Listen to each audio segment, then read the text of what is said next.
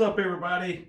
Welcome to the channel. This is the first episode of Crypto Gearheads. And if you follow my other channel, the Sandstorm Crypto, then you know that I'm a crypto YouTuber, but I also have a passion for cars, as you can see with these parts right here. And I kind of wanted to go over this first episode to just show you what could happen with your LS. And for my instance, I have a 99 Silverado that I drive.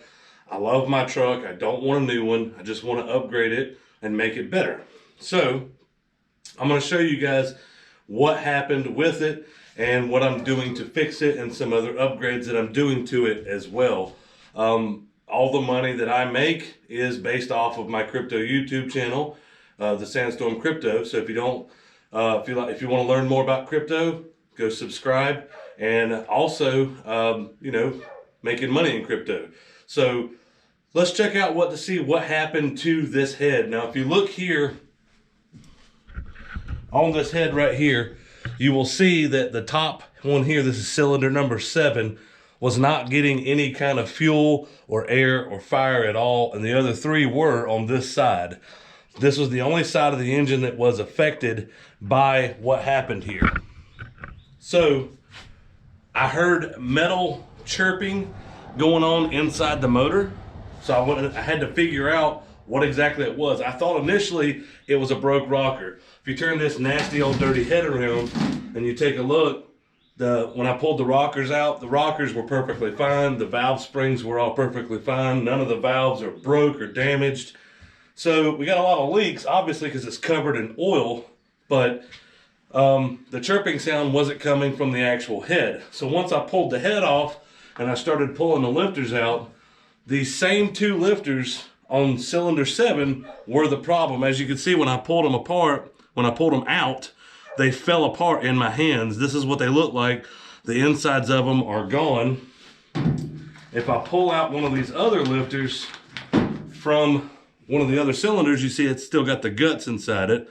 So the problem was the lifters, not the rocker arm like I originally thought. And it sounded like a metal chirping sound. And of course the truck misfired like constantly all the time. So I was curious what it was.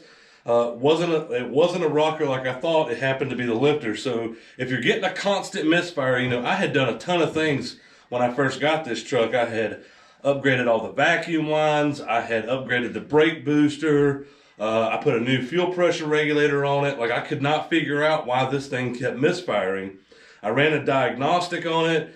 It said that it was just random misfires and things like that. So I was like, well, let's get a fresh set of heads. Let's pull this thing apart, redo the top end. So here's the new head. As you can see, this thing's nice and cleaned up back from the machine shop. It does have a brand new set of valves, brand new set of valve springs. It's all nice and polished up and clean and ready to go. You can tell they've never been used.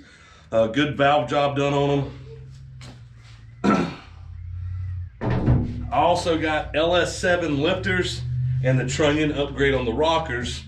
And that's important to do because the factory rockers, they will fail and they tend to have lots of problems. You want to do a trunnion upgrade if you're doing any kind of top end work. Even if you're not doing performance modifications, still do the trunnion upgrade. The stock lifters, as you can tell, they do like to fall apart. So I did put LS7 lifters back in the motor because they're a much better lifter than the stock 5.3 design. So I'm gonna get this truck back together. We're gonna take it for a test drive, make sure it's running nice and smooth now, make sure it's got all of its, measly little 315 horsepower back at the crank. And then on another episode, I got these upgrades for it. So this is a Holley style manifold, single turbo manifold. It bolts on the passenger side of the motor, and you run a U-pipe around from the other manifold around the motor and V-band it to right here. Your turbo mounts right here on the top.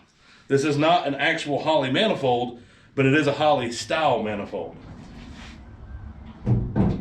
And for the turbo, I'm not doing anything crazy. This is going to be a pulling truck, nothing more. This isn't going to be like a drag truck or nothing. This is a cheap eBay turbo. eBay has came a long way on turbochargers now. And if you're not going to be pushing one really hard, then it should last for quite a while. This is a pretty good size one here. It's a T4. It's about 60 something, like 61, 62 millimeter inducer. It's got a real small exhaust side. The point of me getting this specific turbocharger, I wanted quick spool and a lot of torque, and I'm only going to run it on about 5-6 pounds of boost. That's it, no more. I want to make this truck a pulling truck. I didn't want to have to go buy a whole nother truck for pulling like a diesel. I do know that diesels are better, but I like working on my own stuff and making my own stuff better. So I'm upgrading the top end with a brand new set of heads, refreshing everything with LS7 lifters, trunnion upgrade, all that stuff. It's still just a stock 5.3. We will have to put a little bit bigger injectors in it, a little bit bigger fuel pump in it to handle the boost, but 5 to 6 pounds on this small turbo should spool up almost instantly. And I know what you're thinking. You're thinking, what about that 4L60 transmission in that truck? That thing's going to get roasted.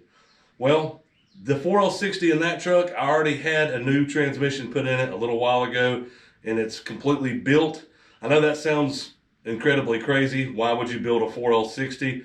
But I'm not really trying to make a ton of power. This isn't going to be like a 600-700 horsepower truck. So the 4L60 was cheap for me to rebuild. It cost me about $1,200. It has a fully upgraded clutch pack, Corvette servo, all kinds of good upgrades on that. It shifts nice and firm, and it should handle the power of just 5 to 6 pounds on the small turbo just fine and last me a good amount of time. It's a beefy little 4L60. Obviously, if I do end up having problems with it, we're going to go straight to a 4L80.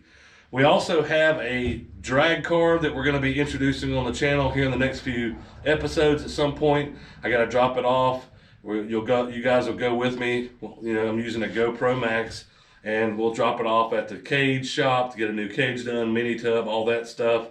And thanks to the sponsor, MazdaNissanHeaven.com.